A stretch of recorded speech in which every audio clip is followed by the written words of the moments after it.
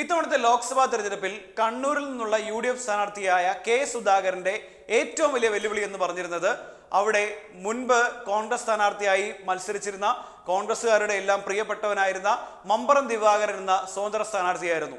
അത് തുടക്കത്തിൽ തന്നെ വലിയ ഭീഷണിയായി മാറും എന്ന് കെ സുധാകരൻ നല്ല വൃത്തിയായി അറിയാവുന്നതുകൊണ്ട് അദ്ദേഹത്തെ മയപ്പെടുത്താനുള്ള പല ശ്രമങ്ങളും തുടക്കത്തിൽ നിന്നാണ് നടത്തിയായിരുന്നു. പക്ഷെ അതൊന്നും ഫലവത്തായില്ല എന്ന് മാത്രമല്ല, കെ സുധാകരന്റെ സ്ഥാനാർത്ഥിത്വം പ്രഖ്യാപിക്കുന്നതിന് മുമ്പ് തന്നെ ഇത്തവണ റിബലായി ഞാൻ മത്സരിക്കും എന്ന് പറഞ്ഞുകൊണ്ട് മമ്പറം രംഗത്ത് വന്നിട്ടുണ്ടായിരുന്നു. പക്ഷേ ഇപ്പോൾ കാര്യങ്ങൾ കുറച്ചുകൂടി അലിയുന്ന മട്ടിലേക്കാണ് എത്തിയിരിക്കുന്നത്. ഇത്രയും നാളും മമ്പറം ദിവാകരനെ വായിൽ വന്നതൊക്കെ പറയുകയും അദ്ദേഹം പാർട്ടിക്കകത്താണോ പുറത്താണോ എന്നറിയാതെ പരിഹസിക്കുകയും ഒക്കെ ചെയ്തുകൊണ്ടിരുന്ന കെ സുധാകരന് ഇത്തവണത്തെ ലോക്സഭാ തെരഞ്ഞെടുപ്പിൽ മമ്പറം ദിവാകരൻ ഒരു പ്രശ്നമാകും എന്ന് മനസ്സിലായതോടെ അദ്ദേഹത്തെ വീണ്ടും സമന്വയിപ്പിക്കാനും ഒപ്പം തന്നെ പാർട്ടിക്കൊപ്പം ചേർക്കാനുമുള്ള തീരുമാനമെടുത്തിരിക്കുകയാണ്. ഇത്രയും നാളും മമ്പറം ദിവാകരനെ പുറത്തു നിർത്തിയത് അത് ഈ കെ സുധാകരന്റെ ഈഗോ ആണ് എന്ന് എടുത്തു പറയണം. മാത്രമല്ല, മമ്പറം ദിവാകരൻ കണ്ണൂരിൽ കെ സുധാകരനെതിരെ എത്രത്തോളം ആക്ഷേപങ്ങൾ ഉന്നയിച്ചിട്ടുണ്ട് എന്ന കാര്യം നമുക്കറിയാം. മാത്രമല്ല, പാർട്ടിയിൽ തന്നെ കെ സുധാകരനെതിരെ പടയൊടുക്കം നടത്തിയതിനാണ് മമ്പറം ദിവാകരനെ പിന്നീട് കോൺഗ്രസ് പാർട്ടിയിൽ നിന്ന് പുറത്താക്കിയത്. പക്ഷേ എന്തിനാണ് എന്നെ പാർട്ടിയിൽ പുറത്താക്കിയത് എന്ന ചോദ്യം ചോദിച്ച മമ്പറം ദിവാകരനോട് ഇതുവരെ കെ സുധാകരൻ മിണ്ടിയിട്ടില്ല എന്നുള്ളതാണ് വസ്തുത. പക്ഷേ കാര്യങ്ങളെല്ലാം മാറിമറിയുകയാണ്. ഇത്തവണ കണ്ണൂർ ഇലക്ഷൻ എന്ന് പറയുന്നത് കെ സുധാകരനെ സംബന്ധിച്ച് അത്രയേറെ നിർണായകമായ ഒന്ന് തന്നെയാണ്. ഒരു പക്ഷേ ഇത്തവണത്തെ ലോക്സഭാ തെരഞ്ഞെടുപ്പിൽ തോറ്റാൽ പിന്നീട് ഒരു KPCC അധ്യക്ഷ പദത്തിലേക്ക് അദ്ദേഹം പോകില്ല എന്ന കാര്യം ഉറപ്പാണ്. ഇതോടുകൂടി അദ്ദേഹത്തിന്റെ രാഷ്ട്രീയ ഭാവിയുടെ കാര്യത്തിലും ഏകദേശം തീരുമാനമാകും. കാരണം കഴിഞ്ഞ ദിവസം പുറത്തു വന്ന റിപ്പോർട്ടുകൾ അനുസരിച്ച് VD സതീശൻ കൃത്യമായ നിലപാട് ഹൈക്കമാൻഡിനോട് പറഞ്ഞിരുന്നു. KPCC അധ്യക്ഷ സ്ഥാനത്ത് നിന്ന് കെ സുധാകരനെ മാറ്റാതെ തെരഞ്ഞെടുപ്പുമായി മുന്നോട്ട് പോകാൻ കഴിയില്ല എന്നുള്ള കാര്യം. അതുകൊണ്ടാണ് തിടുക്കപ്പെട്ട് MM ഹസനെ അവിടെ KPCCയുടെ താൽക്കാലിക അധ്യക്ഷ ചുമതല നൽകുകയും കെ സുധാകരനോട് കണ്ണൂർ പോയി മത്സരിക്കാനും ഹൈക്കമാൻഡ് ആവശ്യപ്പെട്ടിരിക്കുന്നത്. അതിന്റെ അർത്ഥം ഈ ഇലക്ഷനിൽ തോറ്റു കഴിഞ്ഞാൽ കെ സുധാകരൻ വീണ്ടും മൂലക്കിരിക്കേണ്ട അവസ്ഥയിലേക്ക് കാര്യങ്ങൾ എത്തും. അതുകൊണ്ട് ഏത് വിധേനയും കണ്ണൂർ പിടിച്ചെടുക്കുക എന്ന് തന്നെയാണ് കെ സുധാകരൻ ചിന്തിക്കുന്നത്. അതുകൊണ്ടാണ് മമ്പറം ദിവാകരനോട് ഇത്രയും നാളും കൂട്ടുകൂടില്ല എന്ന് പറഞ്ഞ് കുട്ടികളെ പോലെ വാശി പിടിച്ചിരുന്ന നമ്മുടെ കെ സുധാകരൻ ഇപ്പോൾ മനസ്സലിവ് വന്നിരിക്കുന്നത്.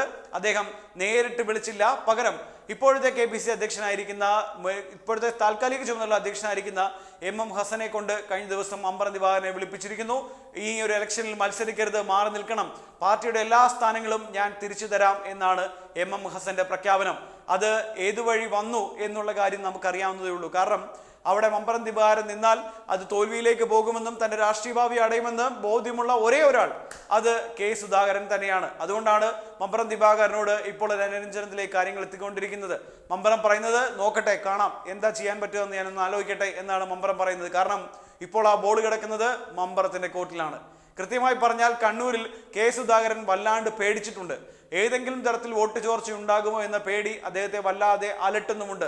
അതുകൊണ്ടാണ് മമ്പറം ദിവാകരനെ എങ്ങനെയെങ്കിലും അകത്തേക്ക് പ്രവേശിപ്പിക്കണം, സ്വതന്ത്രനായി മത്സരിക്കാൻ അനുവദിക്കരുത് എന്ന് MM ഹസന് നിർദ്ദേശം കൊടുക്കുകയും MM ഹസൻ മമ്പറത്തെ ഫോണിൽ വിളിച്ച് സംസാരിക്കുകയും നിങ്ങളവിടെ ഒരു സ്വതന്ത്ര സ്ഥാനാർത്ഥിയായി മത്സരിക്കരുത് എന്ന നിർദ്ദേശം മമ്പറത്തിന് കൊടുക്കുകയും ചെയ്തിരിക്കുന്നത്.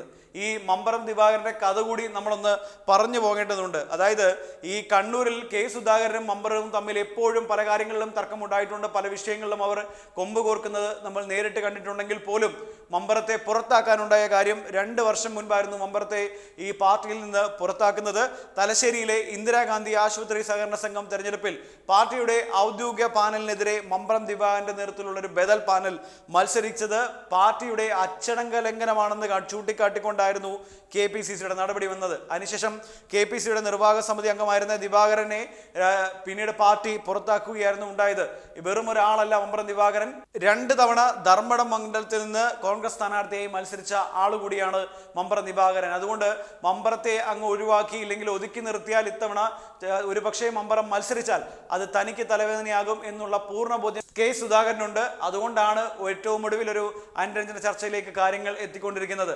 അതുമാത്രമല്ല, മമ്പറത്തെ ഒതുക്കുന്നതിന് പിന്നിൽ മറ്റൊരു കാര്യം കൂടിയുണ്ട്. മമ്പറം കൂടി ഇത്തവണ കണ്ണൂർ തെരഞ്ഞെടുപ്പിൽ മത്സരിക്കാൻ ഇറങ്ങുകയാണെങ്കിൽ കെ സുധാകരൻ പടവെട്ടേണ്ടത് 2 കോൺഗ്രസ് സ്ഥാനാർത്ഥികളോടാകും എന്നുള്ളതാണ് വസ്തുത. മമ്പറത്തിന് പുറമെ BJP സ്ഥാനാർത്ഥിയായി മത്സരിക്കുന്ന C രഘുനാഥ് ഉണ്ട്.